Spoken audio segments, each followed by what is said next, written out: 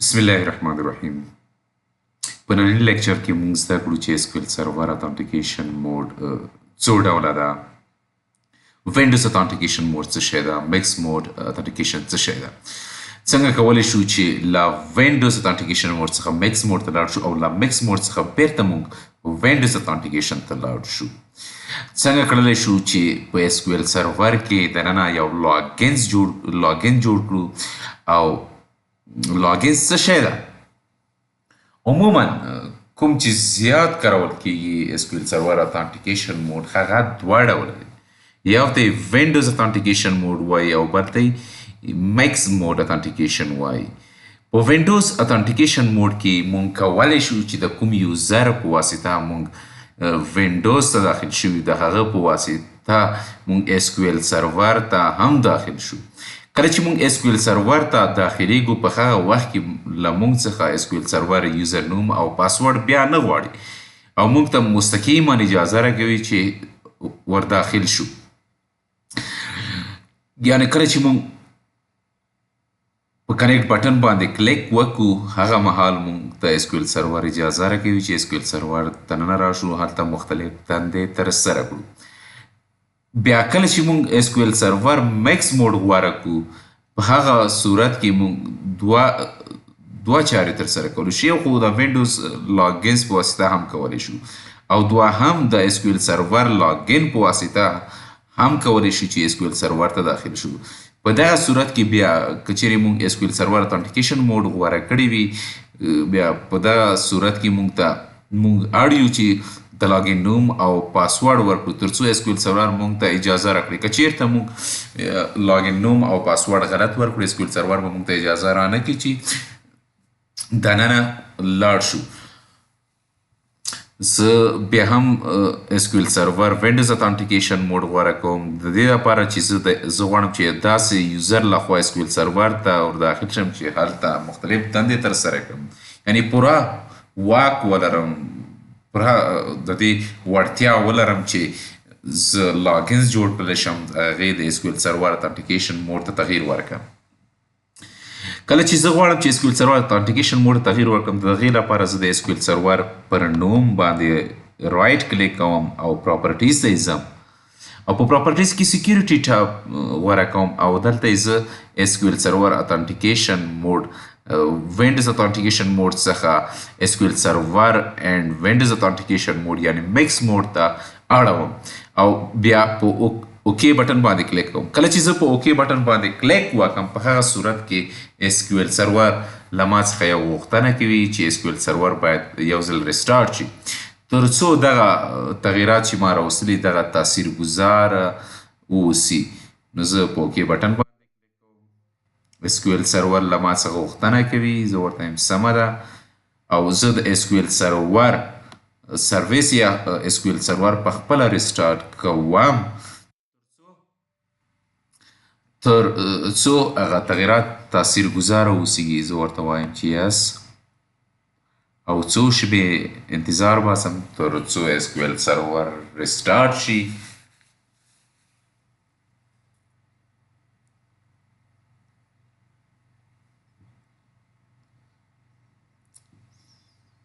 دا تقریبا تر یو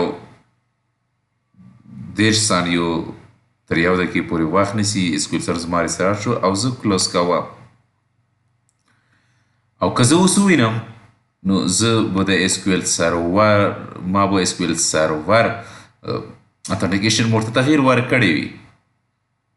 دغه د زما تغییر ورکړی دی. زه بیرته SQL سرور اتنټیکیشن موډ ته وینډوز اتنټیکیشن موډ ته ځم، اوکې وایم او SQL سرور ریسټارټ کوم ترڅو زه بیرته پخواني حالت ته وګرځم او زه SQL سرور کې دننه مختلفې دندې ترسره کړم.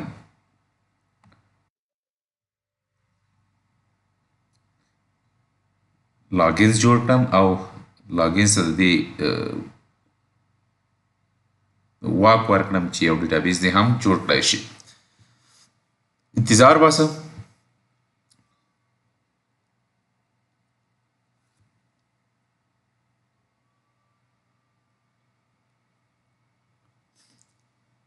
SQL سرور ریسټارټ شو. اوکې او راځم اس کیو ایل سرور لاګینز جوړوم. اس کیو ایل سرور لاګینز جوړول د لپاره زه باید په سکیورټي ټاب باندې کلیک وکړم او لاګینز سره شم او لاګینز باندې هم رائټ کلیک نیو لاګینز ورته وایم. کله چې نیو لاګین زه ورته د یو نوې وینډو د لاګین نیو په نوم په یو نوې وینډو مخې ته راشي او دلته زه د خپل لاګین نوم ورکوم. زه لاګینز ته زه ورکوم اریوب نوم ورکوم او اس کیو ایل سرور اتنټیکیشن موډ ورکوم او دلته زه پاسورډ ورکوم. پاسورډ بیا هم تکراروم او انفورس پاسورډ پالیسی زه ترې ایسته کوم. انفورس پاسورډ پالیسی نه مراده چې باید دغه زما د لاګینز پاسورډ له 6 کرکټرونو څخه کم نه وي. باید په دې دغه سټرانګ وسي. سټرانګ نه مطلب دغه چې په دې کې کرکټر هم وسي، عدد هم وسي او ځانګړي کرکټر یعنی سپیشل کرکټر هم وسي.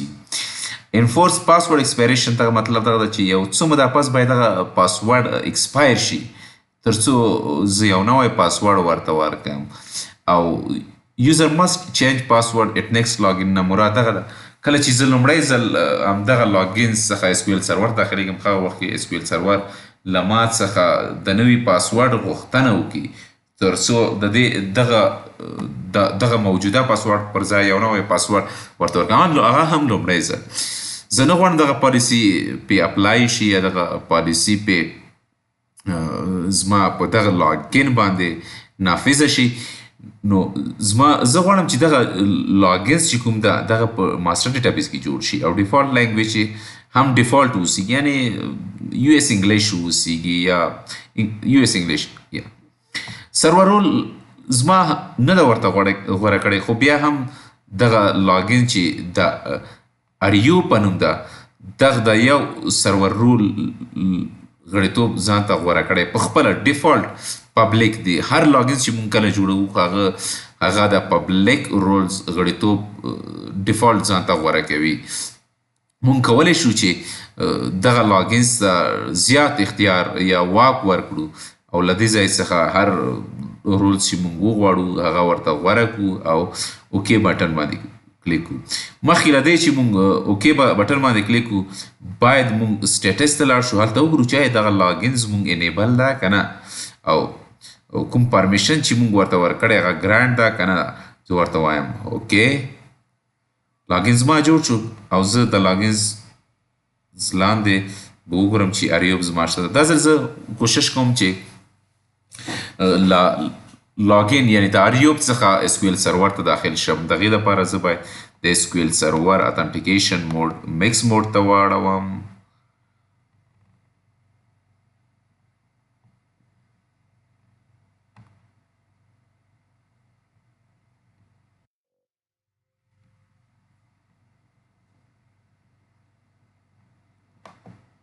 غواړم چې اس کیو ایل سرور اسټارټ کړم ترڅو تغیرات تاثیرګذاره اوسیږي.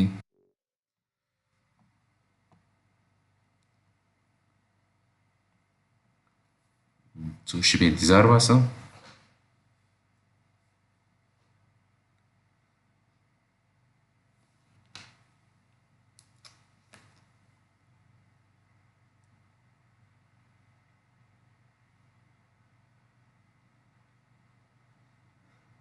زما اس کیو ایل سرور ریسټارټ شو. زه ورته یم کلوز کوم او د کوم یوزر څخه چې لاګین شوی یم یعنې د اریوبال یوزر څخه زه غواړم چې لاګ آوټ شم او بیرته غواړم چې سرور ته لاګین شم او دا ځل زه ورته اس کیو ایل سرور اتنټیکیشن موډ غوره کوم. هلته زما لاګینز د اریوب په نوم و او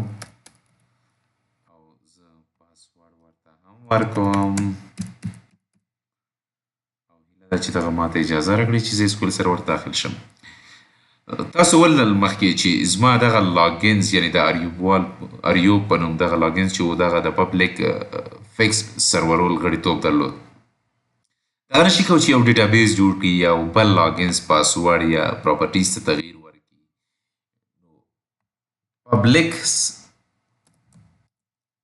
پبلیک رولز غړیتوب کوم لاګینز چې ولري یا نشي کولی چې ډیټابیس جوړ کړي.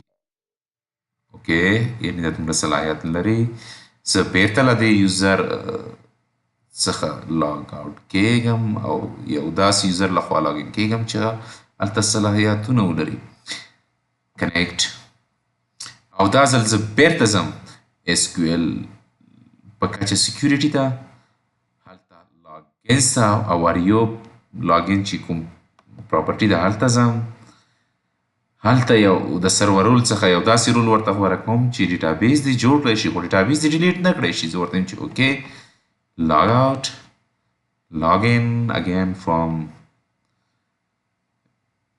Rio this time